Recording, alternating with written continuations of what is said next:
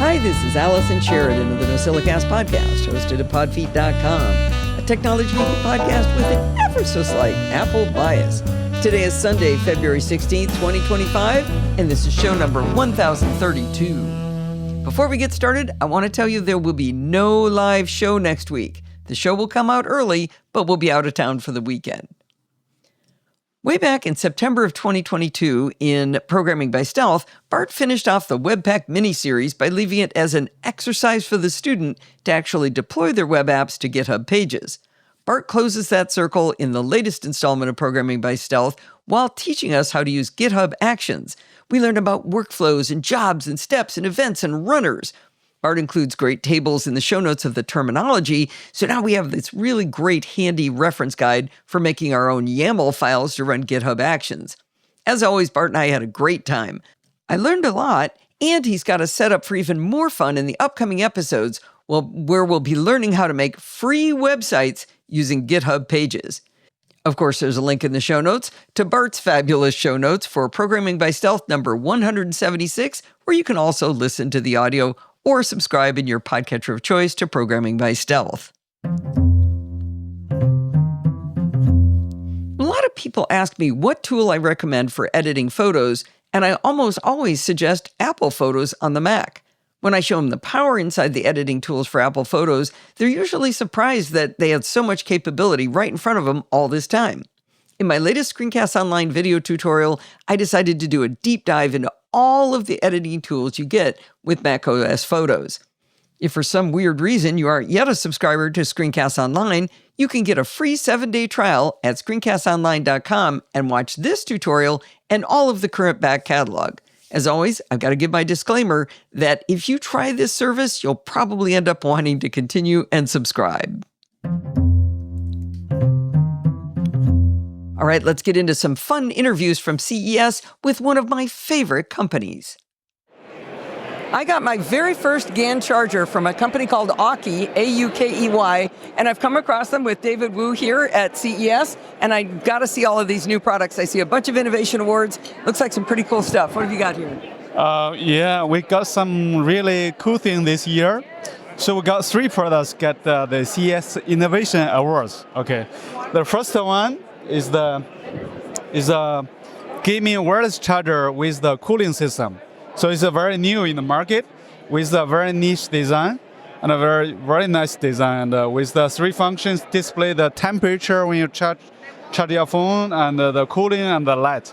So I'm going to describe this for the audio-only audience. Is what we have here is a round puck that's got some bright white lights on it. And if I set this on the MagSafe connector on the back of my phone, Steve's going to be able to bring this in here. The fan is just turned on to start cooling the phone down, and it's showing the temperature. Yes, and it can keep cooling your phone down, because the others, your phone get heated when it charges, either with the wired or either with the wireless charging. But this one, no, not at all. Keeps it cool. It's a keep cooling. So it can be like a 20 Celsius. 20 degrees. Nice. Yes. So this is really good for gamers that are heating their phone up, right? Yes. This is really, really pretty. So is this on the market yet? And if so, how much is it? The retail price, sorry, I forgot the price, but it's already in the market. It is, okay. Yes. All right. This is the also new one. It's a 300 watts charger, the charging station with 4 USB-C plus 2 USB-A. Oh, wow, that's a beast. Yes, can charge everything you have. It's a charging solution for all your devices. It's like 4 laptops. Yeah, for laptops thing, also, right? yes. Yeah. It's a 300 watts, and the maximum now with the laptop is 140. So you have multiple devices you can charge at the same time. And you're not going to carry that on an airplane, but... This doesn't come Actually, with... It's not a battery, though, right? No battery, so you can take it anywhere if you like. There you go. Yes. All right, the next one? Yeah, this one is a TrackMate, okay? It's a FatMice product. So this looks like a little bit, it looks like a credit card. It's just credit card size with a little power button on it? Yes, this one is slim. As a card, you can put it in your wallet or some other places. What's the unique thing for this product is made from the glass, the matte glass, and the metal frame. The thing is, the normal one you can get in the market 3 years later, you need to throw it away. But with ours, you can always recharge it every half a year, and you can keep using it. How do you charge it? Wireless charging. You just put it here. So, oh my gosh. It's a wireless charging. You He's see? just wireless charging this on, he's using the MagFusion Game Frost, the cooling one. I guess that's overkill, but. And Yes. then what is the power button for? Sorry? What is, I see a power button on the front of the card, the TrackMate. This is to show, to match with to bundle with your phone. Oh, okay, right. Yes. That is beautiful. That is tiny. Also, there's a unique thing. If someone they found this card or they found what you have lost, they can scan this QR code and find the information you leave for them, and they can Excellent. contact you. Excellent. I guess Yes. they'd have to know to do that, but you can find it, right? Yeah. These are fabulous products. Now I see you've got a couple of more products that have the cooling system, this active cooling system. Yes. This is also the products with 3-in-1 with the cooling system. So 3-in-1 Mags. The phone. Qi 2. The Qi2 wireless charging for the phone, for the earbuds, for the Apple Watch. Oh, I didn't notice the Apple Watch in the back. So this is unique. It's a cylinder coming out at you with the Apple Watch charger on the top and the Qi 2 on the front. Yes. And I assume that's a fan in there too? Yeah, there's a fan and there's a cooling pad inside. So it works the same as the Game Frost. Oh, that's very nifty. Yeah. It looks like you got one for Sorry. another one of these cooling fan chargers for the dash. For the dash, yes. This you can click to your air vent and you can charge the same function, but using the car. That's where mine gets really hot. Is Yeah. doing charging in the car. So I think that would be great. Yes. All right, I don't think we need to go through all of these, but there is. There's one more thing. You Okay, need to- one more, just one more. Yes. This is something very unique in the market. You don't see it any other places in the market. This is a 6-in-1 wireless charging products. 6-in-1. 6-in-1, it can charge 3 smartphones at the same time. Qi 2 certified, 3 phones, 3 wireless chargers, Qi 2 certified. So this is also magnetic down here. Yeah, the one down. magnetic and a Qi 2 also. So one down on the bottom, and then 2 up on cylinders up above. Yes. And here, it can charge the smartwatch also. Oh, very good. And if you put it down, you can charge your AirPods here. Oh, that's how you get to 6. Yes, and like- also in the back you have 2 ports. Oh, wow. So it comes. Wait, I'm not up to 6. I got 1, 2, 3, 4, 5. Where's Yeah. 6? And also these 2. The chargers on the back. These Well, you 2. could count it as 7 because you got 2 USB-Cs Oh, yeah. back there, right? But you cannot use this one at the same time, either watch or either the AirPods. Sure, that makes sense. All right, we might as well finish up. These are the prettiest little magnetic batteries I've ever seen. So these are, you slap them on the back of your phone. Yeah. They're 5,000 milliamp hours, I believe. Yeah, 5,000 milliamps. They're Also, very, very thin and very, very thin and very, very powerful. Also, 15 watts charging power. It's a Qi 2 certified also. There you go. Yeah, Qi 2 certified. Okay, that's wait, And did you say multiple 30 colors. watts or 15? 15, right? 15. Right, Yes. right. They're really pretty. There's like a rose gold and kind of Yeah. a teal and a gold and a silver and a black. Yes. Those are beautiful. All right, Thank so you. if people wanted to find out about all of these fantastic Aukey products, where would they go? Now they can go Costco to find some products, and they can go Best Buy to find some products. And we are still talking to Walmart. Maybe soon they can find it in the Walmart. All right, so the company you're going to look for is Aukey, A-U-K-E-Y. Aukey, AUK. Find all these products. And this is not some weird fly-by-night. The name of the brand, AU, stand for good. Oh, The key is a key. okay. In what A- language? In Chinese? In Chinese, 奥基, but 金钥匙. Yeah, it's a gold key. Oh, I like Yes. it. Good key. Yes. All right, thank you very much. This is fantastic. Thank you, Alison. Yes. So after we got done talking, David gave me the MagFusion Game Frost that he talked about, the gaming charger. And this thing is amazing. It's really, really fun. As we described, it lights up. It's got a little fan, tells you the temperature. It really is a very, very slick little device, and I think it's nifty. It's Qi 2, which means you're going to get 15 watts of charging with this as well. That's the MagFusion Game Frost, and I think it's really neat. No, cool. Haha, get it?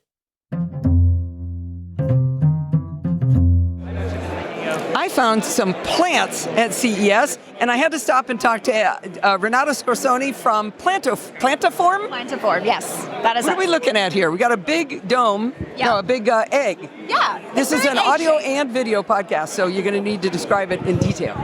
Okay, no problem. So this is what we like to call the future of indoor gardening. It is the world's first indoor garden to use fogponics, which sounds kind of weird, but basically what that means is it uses fog to grow plants instead of water or soil. So misting it all the time? Exactly. So it's got ultrasonic foggers in the bottom. It is a dome-shaped, egg-shaped device that is fully enclosed, which allows us to be very water efficient because it recycles that water. And it uses 98% less water than traditional gardening methods, and actually 30 to 50% less water than even an aeroponic system, which is where it's spraying the plants. Oh, wow. Wow, that's amazing. Yeah. So you got a bunch of lettuce growing in there right now. Yeah, you can grow up to 15 different plants all at the same time in this device. So we've got three rows of 5. We do have curated pod packs with very specially curated selections of pre-seeded, non-GMO seeds. It's just like an espresso where you scan the pod pack, you put it in there, and the app does everything for you. It knows exactly how much light to give it, how much nutrients, how much water, and it even reminds you when it needs watering, which, because this is so water efficient, it only needs to be watered every 2 to 3 weeks. Oh my gosh, that is amazing. Yeah. So what? I see a door on the side. Is that where you access to get the food out? Or actually, no. It is a fully enclosed garden, so whenever you've got all the windows on, it does dim the light a little bit, so you don't have these bright LED lights glowing in your house. Some people find that a little bit bright from time to time. So we've got these tinted windows on it that not only dims the light and gives it more of an ambiance, kind of a sophistication, elegance to your house, so like a living piece of furniture, but it also helps us control the humidity and make sure that we're very efficient on the water usage as well. So it is one of the more... You got to have those windows on to keep the fog inside, right? But yeah, but the fog doesn't fall out that bad anyway, so it's totally okay, because the fog is being delivered to the roots through that root chamber that's in the center column, so it's getting to the roots before it falls out and cascades down and makes it look beautiful as well. Oh, okay, so it's not fogging the tops of the plants, it's fogging the roots? Fogging directly to the roots, and it's delivering that water and the nutrients directly to the roots in an oxygenated environment, so that what that does is it grows the plants a little bit faster and much more consistent yields, because the roots aren't sitting there and potentially rotting in water. That's what I was saying. Yeah. So this would be great for an apartment where you can't have an outdoor garden, or maybe you live in a desert where it's really hard to grow things outside. Like us, where we've only got a very short growing session, this works really great for Canada as well. So you can have like something like cherry tomatoes growing in the middle of winter with some basil and some nice, beautiful lettuce.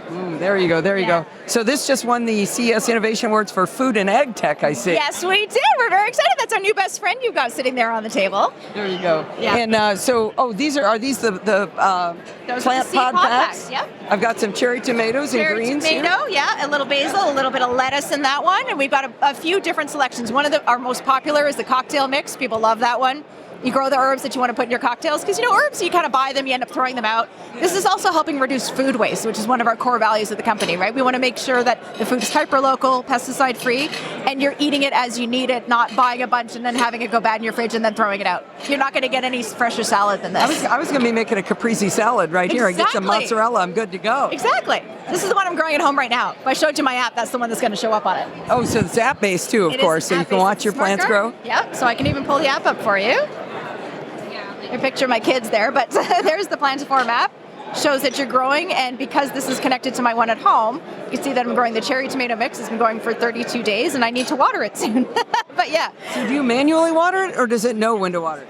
It tells you when to water it. So it waters the plants on a consistent basis as needed, but you have to refill it every 2 to 3 weeks. Right. And because we've got 5 liters in the bottom and 2 liters in the top, so you just lift this up, fill it at the bottom. We got to see the fog. Yeah.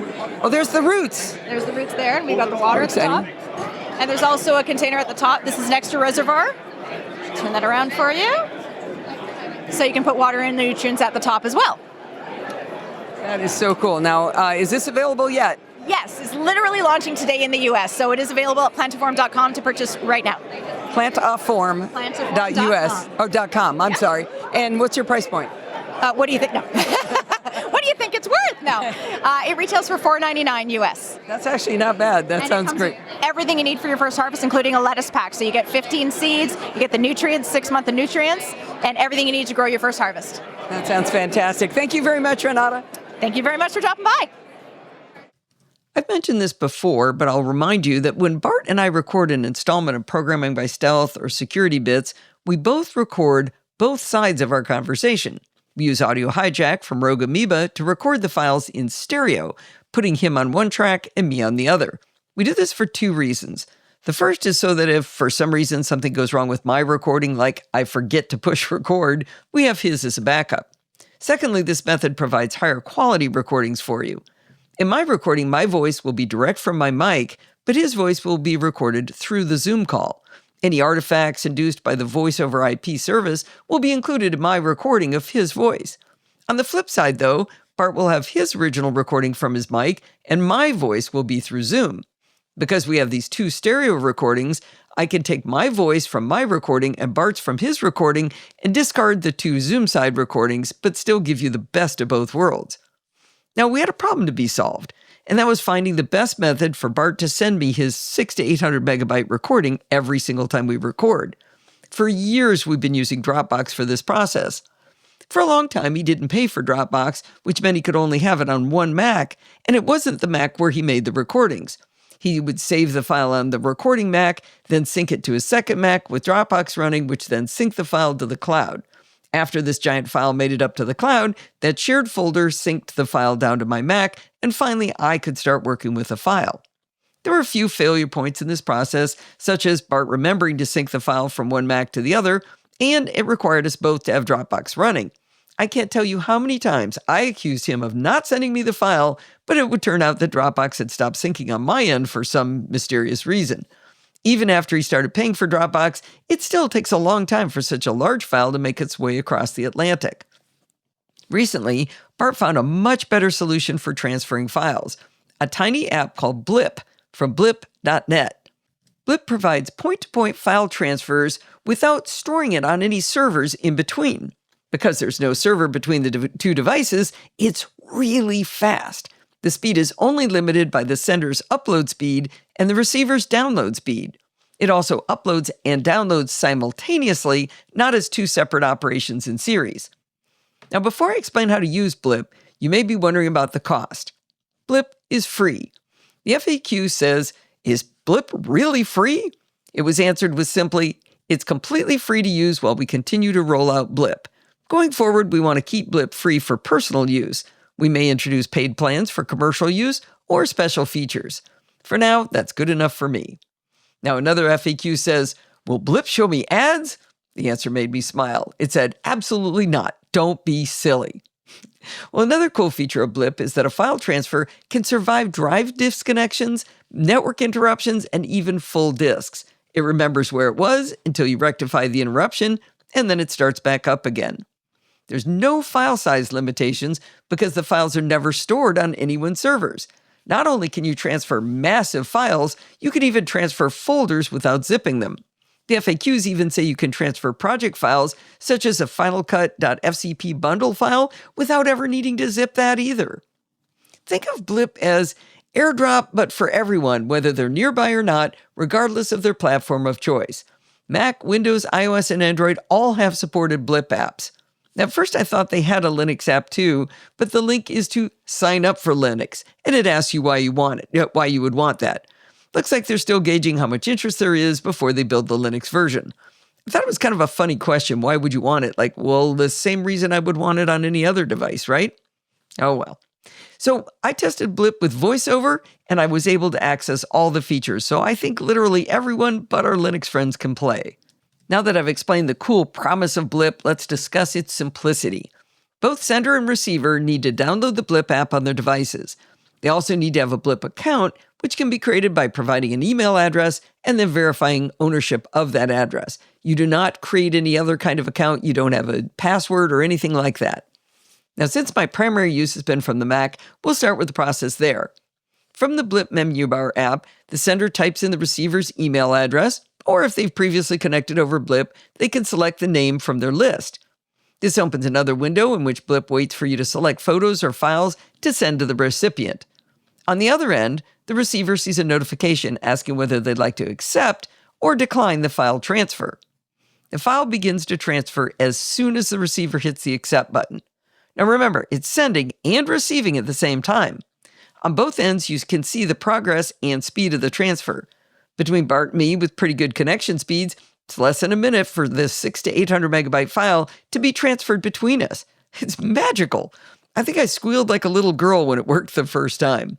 We've been using Blip for several months, and it has been delightful every single time.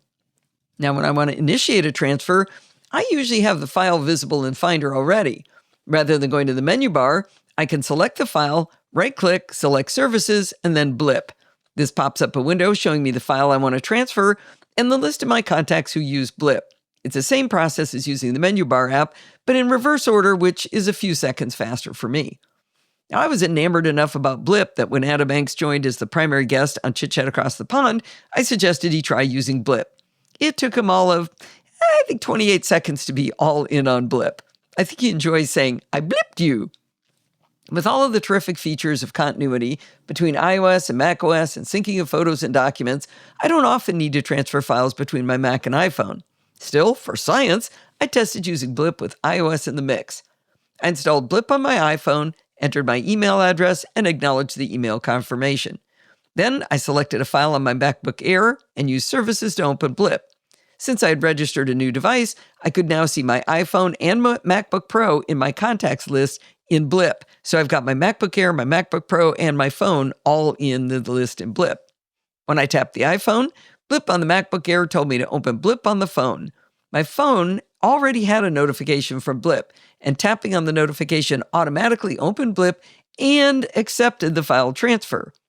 In the Blip app on the iPhone, I could see my list of devices and Blip contacts, along with a receive section showing the file I had just accepted. Below it, I was told the device from which it was received. This was all swell, so I could see the file here, but where did it store the file?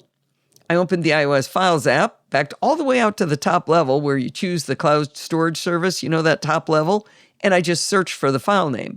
It found the file, and a long press revealed an option to get info.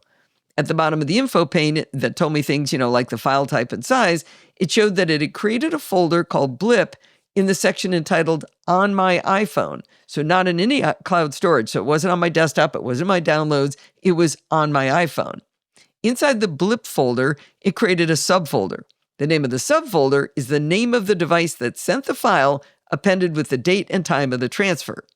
Now, my first thought, wow, that's a really specific folder to create because it's only going to ever have one file, because when is it ever going to be at the exact same time?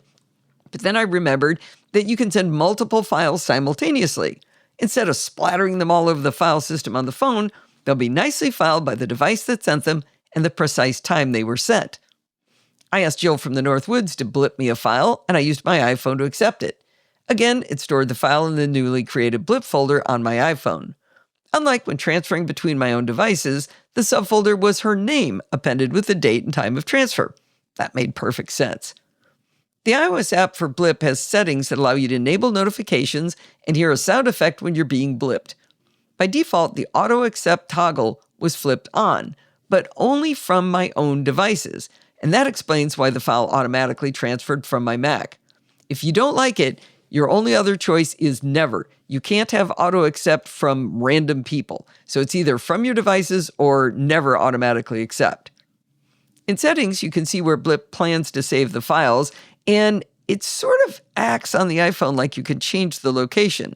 You can select the Save Files To setting, and it opens the Files app, but from there, I wasn't able to figure out how to select a new location.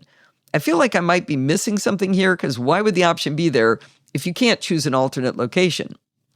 By default, if you blip an image or video to your phone, the image will also be imported into Photos. With iCloud Photo Library, for me, that's overkill, so I toggled that off.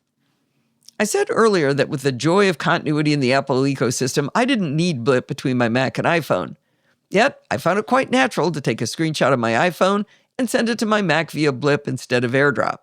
I don't know if it's the reliability or the fun of a shiny new app, but it worked quite well, and I have found myself using it several times. Settings on Blip for Mac were trickier to find. As I described previously, clicking on the menu bar app opens the drop-down menu to choose who to send it to. In that same drop-down, there's a tiny gear. You would think that would be Settings. When selected, it shows another drop-down menu for how to email or join the Discord community, and an option to choose to open Settings. Okay, so it's another level down. Unfortunately, the secondary dropdown vaporizes faster than I can select any options from that dropdown, so I think it's got a little bit of a bug in it. But I found a workaround to get to settings. If you launch the app using Spotlight, instead of the drop-down menu from the menu bar, you get essentially the same drop-down menu, but it's from the upper left corner of your Mac screen. Now, I've seen a couple of apps doing this. It's a weird little drop-down with kind of a nubbin that goes up back to the upper left that's kind of squared off. It's a really odd little menu. I think it must be new in Sequoia. So anyway, you get what looks like the exact same Blip menu as from the menu bar app, but from this drop-down, you can select the gear to open settings. For example, on the Mac, you can choose whether to auto-accept files from your other devices. You can change where received files are stored. Unlike on the iPhone where I wasn't able to change it, I was able to change it on the Mac. You can have it play sound effects and set it to launch a login. I convinced Jill from the Northwoods to dust off her old PC and test using Blip from Windows. She's always up for a tech experiment. In a few minutes, she had Blip installed from the Windows Store and was blipping me files. I thought it'd be fun to see how Blip looked on Windows, so I asked her to send me a screenshot, and it looks almost exactly like it does on the Mac. It's a very fresh, clean interface. Now, right when I was testing Blip on my iOS devices, something got borked, and I wasn't able to Blip myself or Blip with Bart. I shot off a note to the tech support email address, and in less than a day, I had a nice email from Tomaz asking me if I could try logging out and back into my devices to see if that cleared up the problem, and it worked. I'm glad I had a glitch because knowing that there is tech support, even on a free app, is great information. The bottom line is that Blip is amazing. It's fast, it's free, works on nearly everything, you can transfer huge files, it's accessible, and there's even good tech support. If you need to transfer huge files quickly or files between different platforms, I suggest you head on over to blip.net and give Blip a try. Well, I saw a refrigerator here at CES, and I'm not used to seeing that, but this is not about the refrigerator at all. I'm here with Erica Rosen from Biolite. What are we doing here today? Okay, so the fridge is here as a bit of a prop because it's being powered completely off-grid by Backup. Backup is an automatic backup energy system that you can install yourself in under 30 minutes. It's a safety net between appliances that you need to keep running and the grid, so when the grid goes down, things like your fridge stay up and running, your life is undisrupted, you go about your business. So this is video, but also an audio podcast, so describe the size and shape of what we're looking at here. Absolutely. So for the backup system, what you are looking at right here are two rectangular metal tablets that are on the wall, and these are basically very skinny, very smart batteries. These are energy storage systems that they install directly onto the wall, and they're designed to live in forgotten spaces. So I think for folks who are listening, yes, it's a long rectangular battery, but it's only 2.8 inches thick, and that's because we have a state-of-the-art inverter in here that is the thinnest inverter of any kind. So whatever a wall outlet can do, this can do, and it takes a lot of science to make that happen. We have a... That's just on 110. Those have been charged up. Yep. So this is a 3 kilowatt hour solution. It can output 1,800 watts of power with 3,000 watt surge. So if the compressor on your fridge kicks on, no problem, it can handle it. I always make the joke on things like that is that can even do a laser printer. Oh, I'm going to have to check out the power specs. I'll get back to you. No, you can't put them on a UPS because this power surge is too much, but this is like that. So yeah, those are actually really pretty. I mean, I would not sure I have a spot on the wall in my kitchen, but would you be putting these? So you were saying forgotten spaces, like in a coat closet or something? Yeah. So these are designed, as I said, to live in forgotten spaces, and one of the most important forgotten spaces is behind your fridge, if you can believe it. There's about a 3 to 4 inch clearance behind your most fridges, and this can slide right back there. I'm sure for people listening, they may be like, doesn't it get hot back there? Isn't it dusty? Yes, and we designed for that. This is a fully enclosed solution, and the back of the unit is actually a giant heat sink. And so we are able to manage any sort of ambient temperatures so that it doesn't just live in that space, it thrives in that space. It's going to do just fine. So do you sell them in pairs, or can you buy one? How does that work? Yeah, so the unit that is on the wall right now is what we call the complete kit, and it's comprised of the core unit. That is the brains of the operation. that has battery plus an inverter, and then it has an extend unit, and that is just an extra energy reserve. So the complete kit is 3 kilowatt hours, but you can buy the core unit as a standalone, or you can add additional extend units onto the system up to a 10.5 kilowatt hour solution. Okay, so let's say I have this in my house and I find that extra space behind my refrigerator. I put it in there. How do I plug things into this? Yes. Should we walk across? Come on over, yeah. So if you come over here, I can show you over on this side. So you have the input, so you plug it into the wall, and that goes right here. And then there are 2 AC ports. And so those AC ports are where you can plug devices directly into backup. But let's say you're like, I have more than 2 things I need protected. No problem. Every system comes with a magnetic extension cord, and so you can plug in USB-C. But it looks like a surge protector. Yeah, USB-C? Yes, it's a power strip. So basically, if you have more than 2 things you want plugged in that need automatic protection, you can plug them into this strip, no problem. Okay, so this isn't for powering your whole home, but a few devices that are near each other, Correct. right? So this is designed to be an in-room solution. So if you look at this, for example, with the fridge, one of the most important rooms in the home when the power goes out is your kitchen. You want to be able to keep your fridge running. You want to be able, you don't want to lose all of your groceries. You know, if you have milk, medicine, medical dog food. Insulin. Right. Exactly. And so when the power goes out, one of the places where people feel the most helpless is their fridge, and we want to keep your fridge running, no problem. That is what we care about. I want to come around to this side of you. Now, I want to see that this is actually cold inside. Show me. Yes, we have nice cool beverages in here, and we have, how did that get in there? Oh, look at that. It's a CS Innovation Award. Oh, Home guys. appliances. I told them not to put it in there. Oh, that's a cold soda. Yep, and it's all happening totally off grid.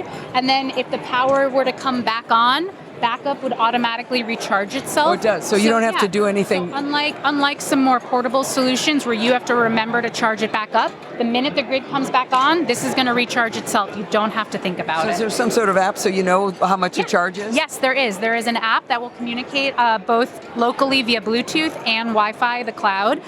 If the power goes out, it'll notify you. And then you can also do things like schedule time of use. So let's say you're on a rate system with your utility company. This is more of a secondary application, but if you want to save a couple of cents here and there. No, that matters a lot. Where I live, my rate is double during peak time. Yeah, so you can run devices off this for a few hours every day during peak hours, and then you can end up saving some serious dollars by the end of the year. Oh, yeah, that would not be too hard in LA pricing. Yep. Steve, I'm going to do something I've never done before. Erica's going to stay here. I'm going behind the fridge to make sure she's not cheating plugged into the wall. Yeah. So I'm walking behind the refrigerator over here. Okay, I see a power line there, but it's not going. Nope, we're Here, let me show you. Okay, hang on. We're all running around now. This is fun. Yeah. This is a full demo. So you can see that this is plugged into the inverter, and so the power's running off of the whole system. So you have, and so you can see that this light that's blinking right now, all systems live. Okay, and what about this black cable? Is that going to the wall outlet back there? That's the fridge. Oh, that's the fridge. Oh, okay, there we go. Yeah. All right, nothing up her sleeves, even though she does hide her awards in the refrigerator. That's why I came. We're in Vegas after all. There you go. Thank you very much, Erica. This is price point. Did you already tell me? I don't know, but I'll tell you again. So the complete kit is $3,000, but at a 3 kilowatt hour installed solution, and again, this is an installed solution, it can qualify for a 30% tax credit. So you're looking closer to $2,100 out of pocket. So that's in the federal. That'd be the federal tax credit. That's right. Wow, that's availability. Shipping this summer. Oh, fantastic. And where would people go to find out more about Biolite? Yeah, come on over to bioliteenergy.com. That's BIOLITE energy.com. Very good. Thank you very much. This is fun. Yeah, thanks for your time. Well, I have to say, if we didn't already have whole home batteries, I would really consider that Biolite backup battery system. It was really, really cool. And I was pleased to see that it was working as well as it was, to be able to go around the refrigerator and make sure she wasn't, trying to cheat or anything, because you do find that kind of thing from time to time. But yeah, I would definitely check into the Biolite backup system if you would like to have your food stay good during a power outage. Well, this week I'm actually not going to panhandle for you to help the show, but it's okay if you do want to use one of the financial links anyway. What I would like you to do, and it's not going to cost you any money, go to whatever podcatcher service you use and review the NosillaCast, Chit Chat Across the Pond, and or Programming by Stealth. The more people that enjoy the show, the happier it makes me. So if giving a 5-star review brings us more Nosilla castaways, then I think it's a win for everyone.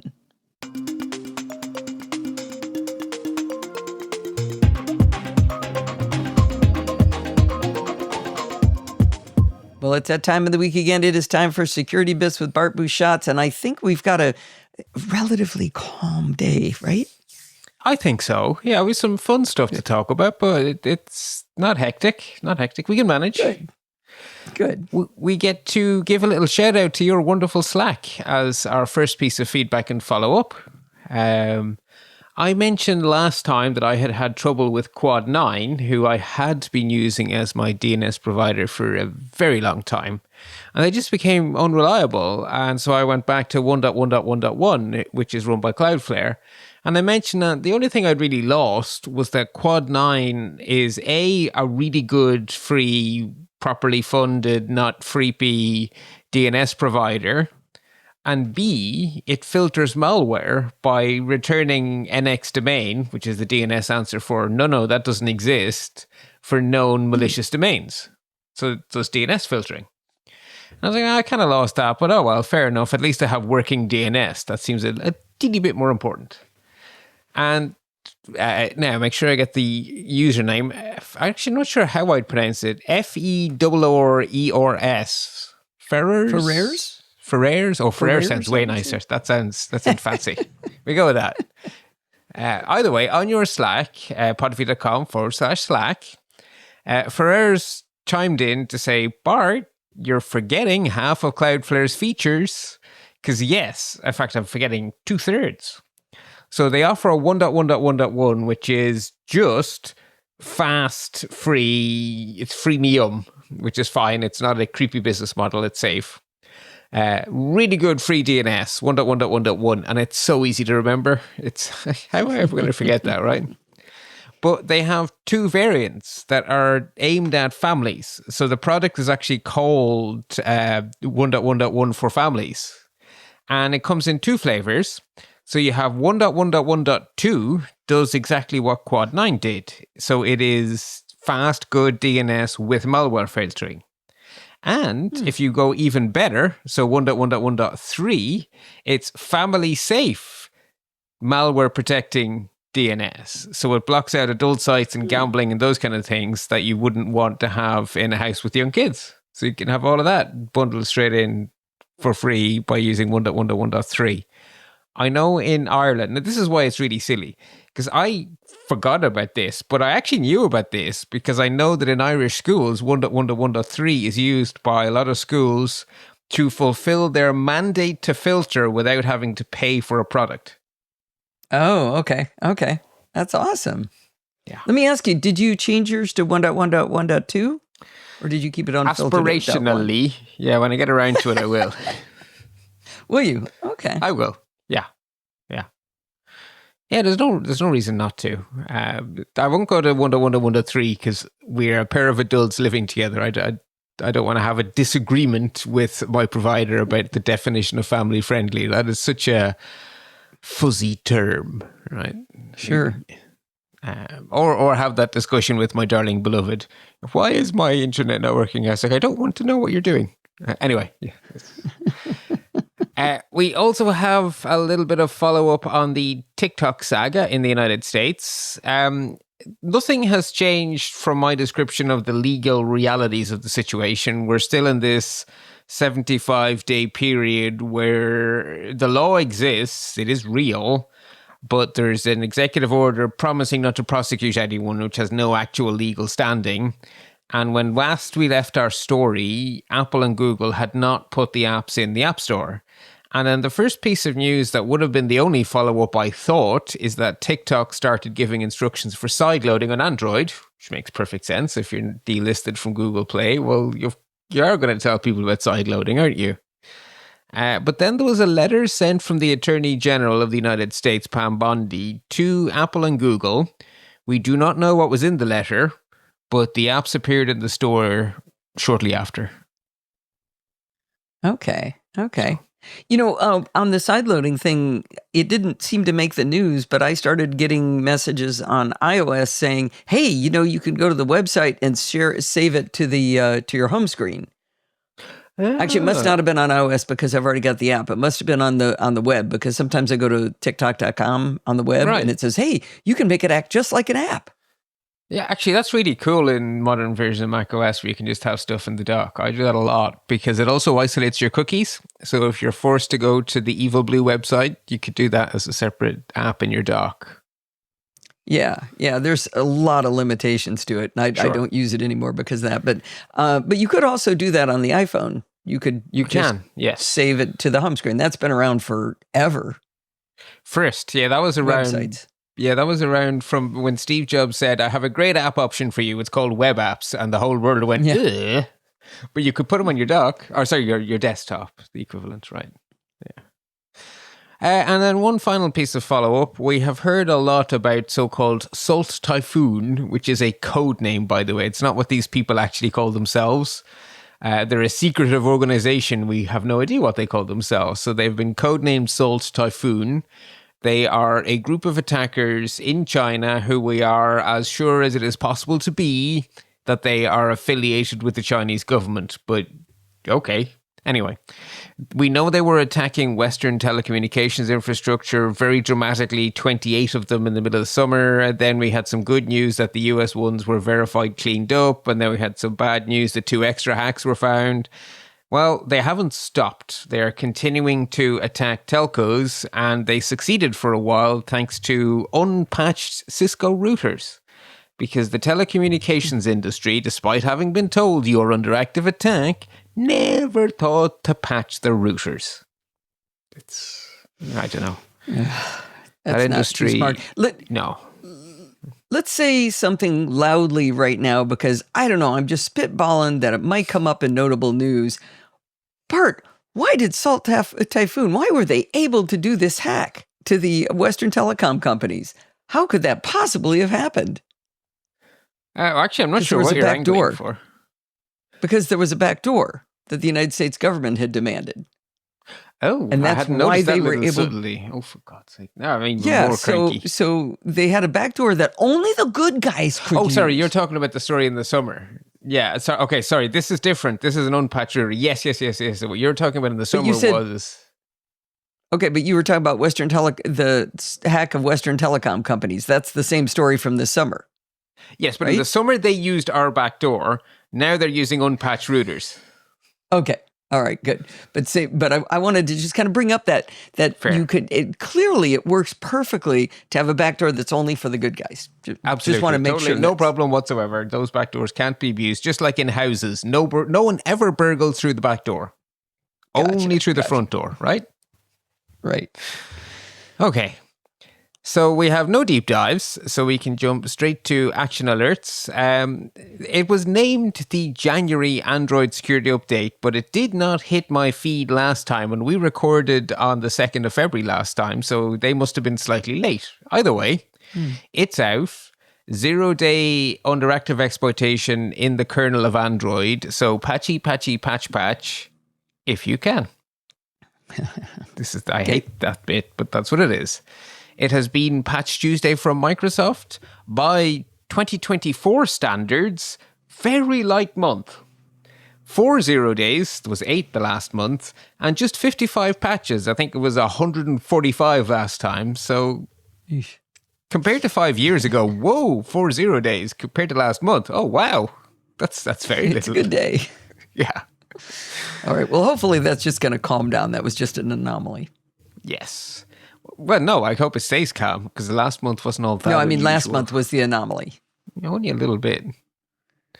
I think this month, I'm afraid, is the anomaly. Anyway, but some updates from Apple hot on the heels. So last time I told you that Apple patched everything, and Apple have done it again, but not everything. They have iOS 18.3.1, iPadOS 18.3.1, and iPadOS 17.7.5, which is an oddball in the mix here.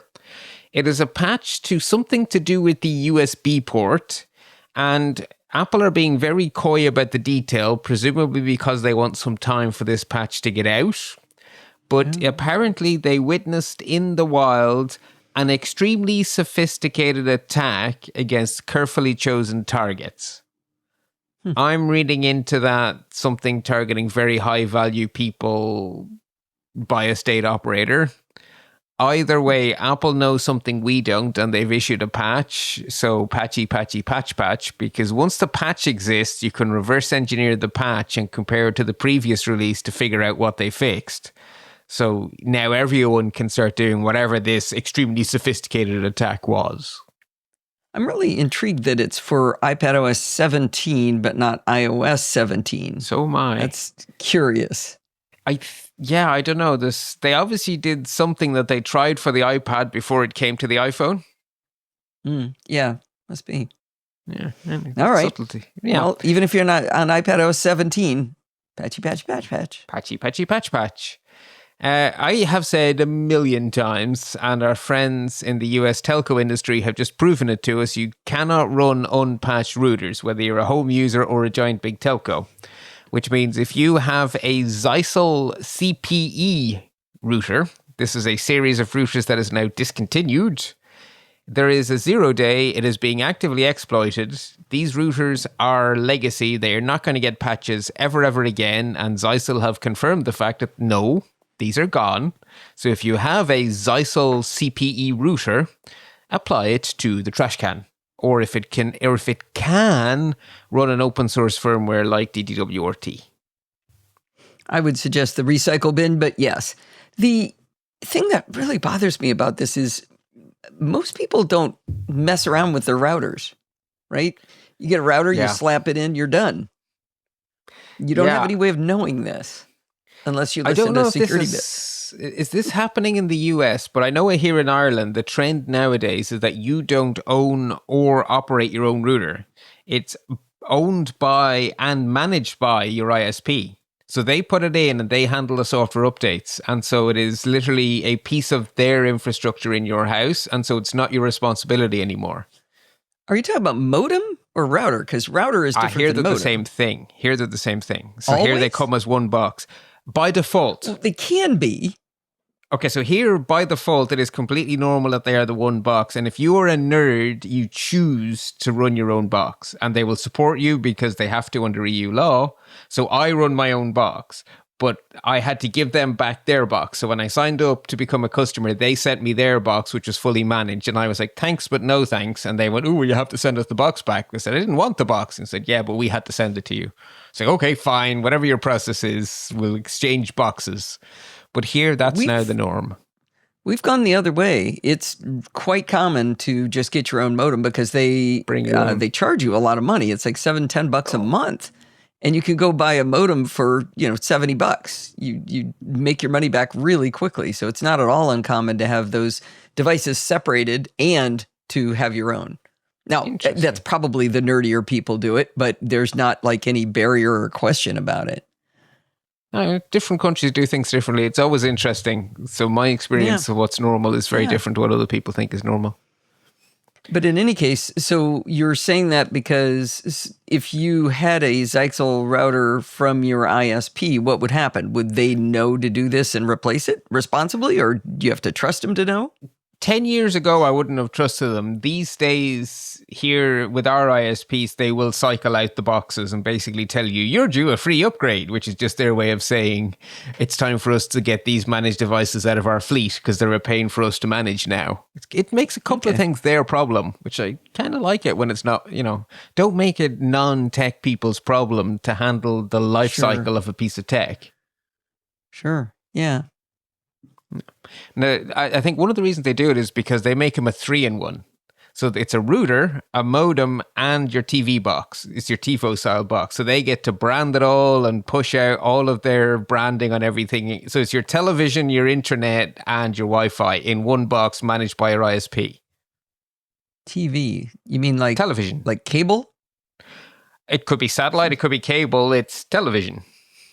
Well, television is a very vague term. I mean, I don't have any service like that. I have YouTube TV, which is a streaming service. Yeah, you're so a cord cutter, right? So traditional television where things happen at a given time and they tell you up front that at this time it'll be the football and at 6 o'clock it'll be the news. That's the definition. We need a word for that, and television's no longer it. Yeah, it's the opposite of on demand. Off demand, I don't know. Yeah, off demand. That you'll get it Isn't when it we called darn well linear tell television? Isn't that the name for it? Linear maybe. television? Maybe. But if you said it's like your TiVo, then it's a DVR? You see, it does that too, because they're smart boxes and they have Netflix installed and all that kind of stuff as well. Yeah.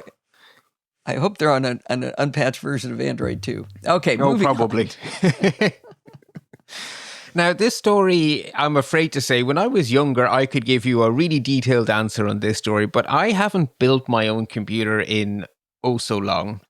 So I don't know if this is something a lot of our listeners need to care about or none of our listeners need to care about. All I know is if you're running a PC with an AMD CPU, there is a firmware update for your computer, probably, if you're running a certain type of chip, and it stops a really nasty bug where malware can stick what's called microcode, which is basically firmware in the actual CPU chip, into your CPU. So that means the attackers can poison the very, very heart of your computer, which happens below the operating system level. So that's not a good thing for baddies to get to poison.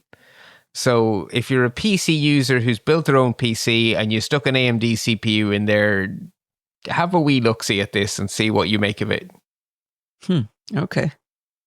Yeah, I'm sorry I can't be more helpful. I was just so out of that game.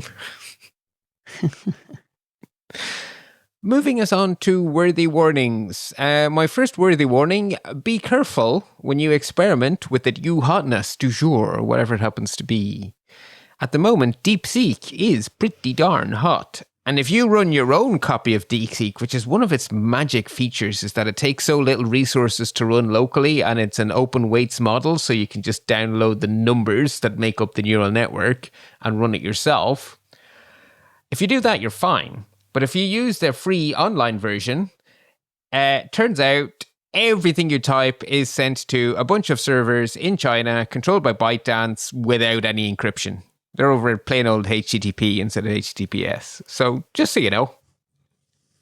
So they didn't come back and say they'd patch that or they'd fix that? They might have done, but my point kind of stands. No, they had this data breach. You're maybe mixing it up with the data breach where they forgot to put a password on their database with all the historical data.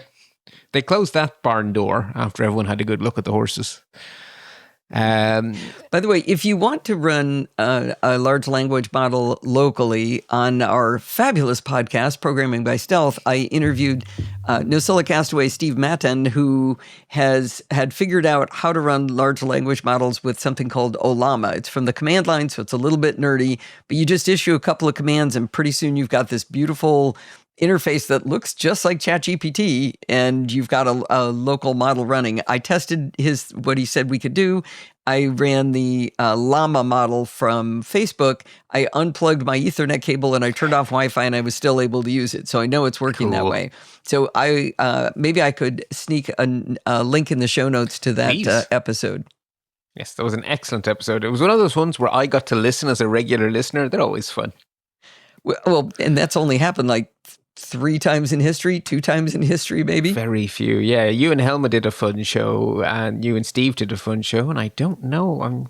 There might be a third. I think that's it. I think that might be it. Yeah. Okay, now my next worthy warning is one that I don't know if I've given before.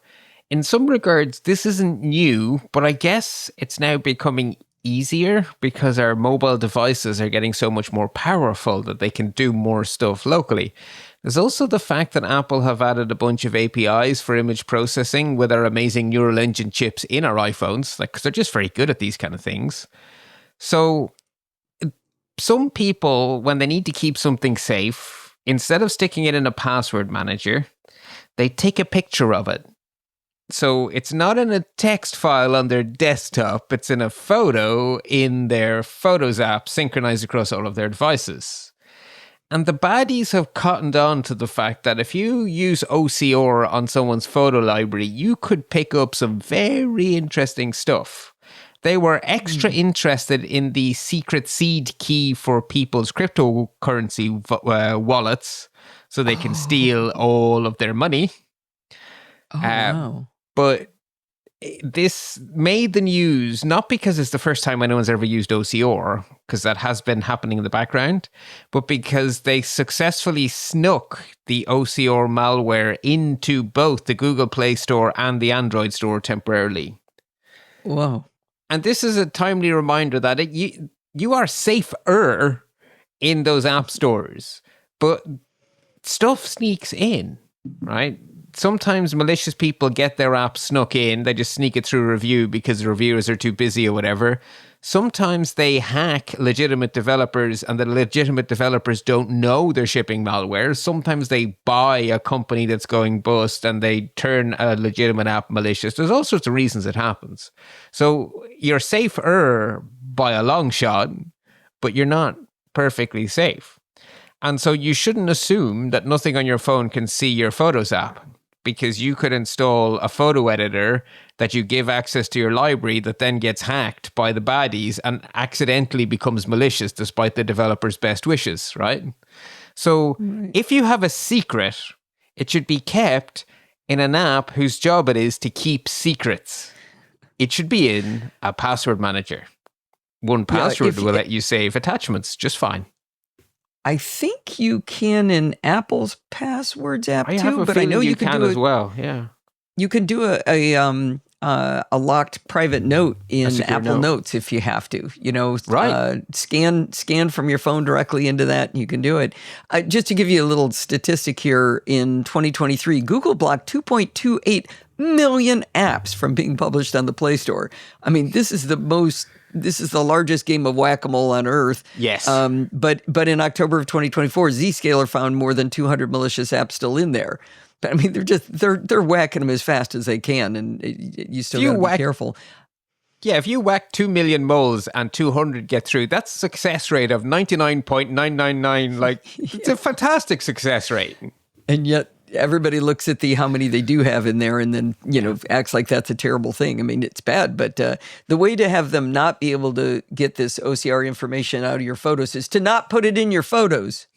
Bing, bing, bing, which is the takeaway I'm hoping to give people. So the actual story is a hook for the real message: keep secrets in an actually secure place, not an obscure place, a secure place.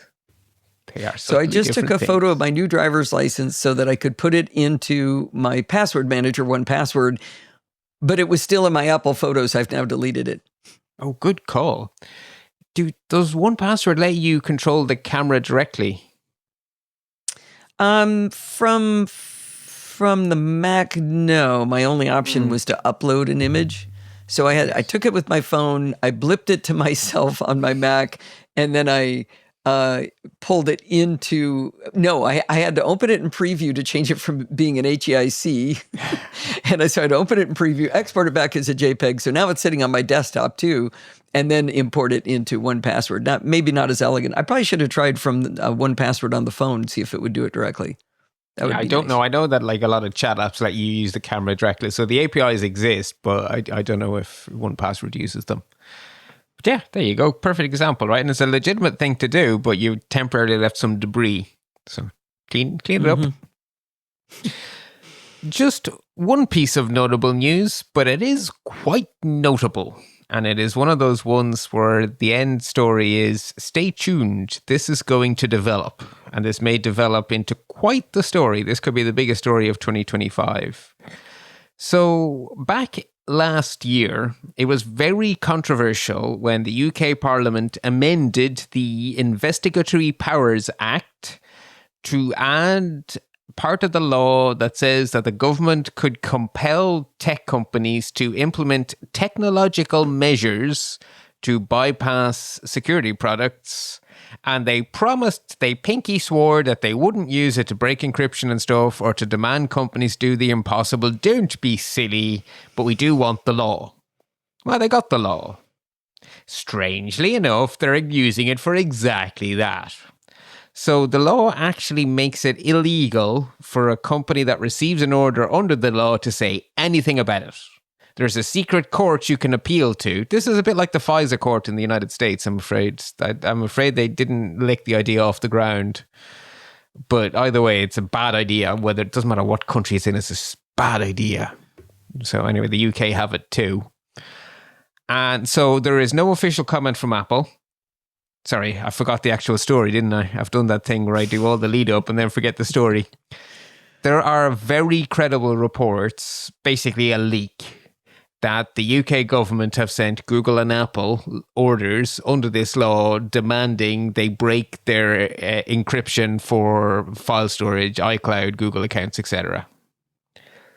For everybody. Yeah, that's the other thing. Yeah, that's the other thing. So not just for UK people. They demanded it for planet Earth. And the rumor has it Apple have not said yes, but we don't know if that means Apple are going to be forced to remove these features from UK users, which would get them out of half the trouble. Nobody knows, right? Nobody knows what's going on and no one's talking officially. All we have is a bunch of very credible leaks. And it's credible enough that United States intelligence community is up in arms because this is like, we've just seen what backdoors can do, and you illustrated the point perfectly by reminding us all what happened in the summer with the telcos. And now we have the UK government demanding a backdoor in every iPhone and every Android device on planet Earth. And of course, the American government, who are still reeling from discovering all their telcos are broken, are going, "Oh my God, no! Don't put that there." Well, why didn't they use the math that only works against bad guys? Yeah, do you remember the April Fool's actual specification for TCP, the evil flag?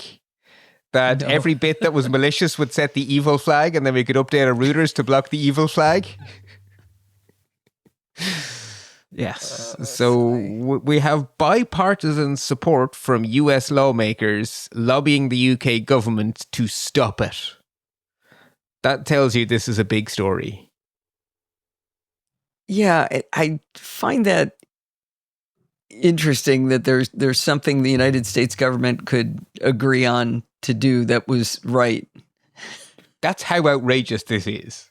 A foreign government demands unencrypted access to every American's data. The fact that it's also every Irish person, every French person, every German person doesn't matter, right? It's every American to a foreign government. That's obnoxious. Yeah, hubristic. It's also interesting that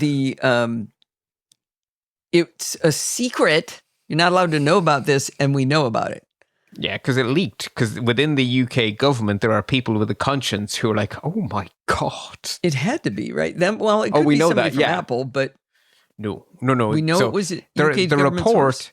If we believe the report, then the report tells us two facts. It happened, and we know about it because an official in the civil service leaked it. Okay, got it. Yeah. Backing up one little bit. Yes, you're right. I could have just taken the photo directly from 1Password on the phone. That is good to know. Because skipping like 48 you, I have done and exactly what you do. Although I did it even more complicated. I did it on my Mac, told it to use my iPhone to scan a document, which made a PDF that I then had to convert to a JPEG, which I then put from my desktop into 1Password, leaving my clutter on my desktop. So you can do that scan, but not a scan. You can choose photos. So you could have skipped one step. It could do a scan or a photo. But if you do a scan, it does that orthogonal thing where it fixes your perspective and stuff and makes it an actual square. Yeah. It gets rid of the keystoning. Yeah, then I'd look a little bit less like a non-human. You know, you never look right in a passport photo, but at least don't be keystoned. Right. We have no top tips, but I do have an excellent explainer.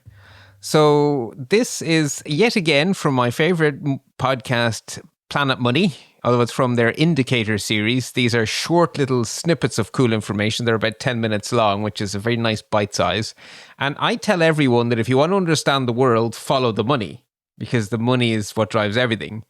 And one of the follow the money things that is very much related to a few of our stories today is cryptocurrency. And at the moment, the new, if you'll excuse the pun, the new meme in crypto is meme coins. So how do they work? And exactly how are they a Ponzi scheme? Because hint, hint, they're a Ponzi scheme. Do not be tricked into buying a meme coin. You are giving people free money of yours. But if you want to actually understand and have intelligent people explain it to you, the indicator from Planet Money will explain exactly how the meme coin game is played. Okay. All right. I just stay away from Bitcoin or cryptocurrency. Good, good. This is wise. This is how one keeps one's money. Right. We have 2 palette cleansers, one from each of us. Would you like to go first or shall I? Sure, I'll go first. There's a certain amount of concern overall in trusting companies that maybe have ulterior motives. And, Microsoft has shown itself to be a pretty good player lately. But they own GitHub, and there's also been concern about GitHub then taking all of the content that was created on GitHub and slurping it all into training data for Copilot. So there's reason people are concerned about it. So I've found a company called, or an alternative to GitHub and GitLab called Codeberg. It's a codeberg.org. It's a free and open Git hosting platform, and it's from a German nonprofit, and the servers are located in Europe. So if nothing else, you can spread your concern to different continents, but you can use it like a GitHub client. I haven't exercised it enough to be able to tell if you can do things like you can do GitHub Pages, but yeah, there is. There's I think they're called Berg Pages. Berg Pages. Ooh. And there's CI/CD stuff as well. Yeah, this is something that we've just started to talk about in Programming by Stealth, so that's kind of close to home. Maybe I'll give that a poke. That sounds like fun. Yeah, I spent some time in their FAQ. Yeah, I looked around their FAQ because I was curious, and they definitely did mention that they had, it was either Ice Pages or Berg Pages, but it was a pun on their logo, which is a big iceberg. And they mentioned automation and CI/CD. So yeah, they seem to have a pretty good feature set. Cool. And does it pass your sniff test? Very much so. So they have structured themselves. Their FAQ addresses their financing. So you understand how it's possible for it not to cost you money and how they are in no way monetizing your privacy in order to enable that, which is the magic words, right? Always follow the money, as I just said in my previous story there. And yes, they passed the test. So yeah, it looks cool. Cool. I found out about it on Mastodon, by the way. Another great open source product or service or whatever we want to call it. Right, so my palette cleanser is some reading, a long read. I've been doing a lot of these lately because I don't know where they come from, but sometimes they end up in my RSS feed and I get completely sucked in and they're like, oh, wow, this is cool. So when I think screensaver, I think silly animations from Windows 3.1, toasters, pipes connecting things, that kind of stuff. Turns out that's like the tip of the iceberg. The real story about screensavers is not about silly pictures. It's about not damaging screens, which is a much more interesting history. And it's a history that has very much closed its circle. It started off by having screens automatically turn off, which was really not easy in the old days. And how does your phone save its screen? It turns off. It doesn't put toasters up. It just turns off. So we got right back where we started from, but how we got there is fascinating, and I learned so much. So there you go. Would you believe I got sucked into this one too? Oh, let me guess, on Mastodon? Yeah.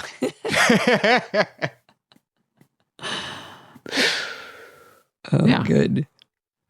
Okay, well, like I say, not the world's worst week, right? Some substantial stories, but we had some fun. But of course, our message is always the same at the end. Stay patched, so you stay secure. Well, that's going to wind us up for this week. Did you know you can email me at allison@podfeet.com anytime you like? If you have a question or a suggestion, just send it on over. Remember, everything good starts with podfeet.com. You can follow me on Mastodon. I have lots of fun over there. Come join us at podfeet.com/Mastodon. If you want to listen to the podcast on YouTube, you can go to podfeet.com/YouTube. If you want to join the conversation, you can join our Slack community at podfeet.com/Slack, or you can talk to me and all of the other lovely Nosilla castaways, including Bart. You can support the show at podfeet.com/Patreon, or with a one-time donation at podfeet.com/donate with Apple Pay or any credit card, or you can go to PayPal by going to podfeet.com/PayPal. And don't forget, you can also go give us a 5-star review. And if you want to join in the fun of the live show, you're going to have to wait until March 2nd because we aren't going to have one next week. And then when you do that, you can head on over to podfeet.com/live on Sunday night at 5 p.m. Pacific time and join the friendly and enthusiastic Nosilla castaways. Thanks for listening and stay subscribed.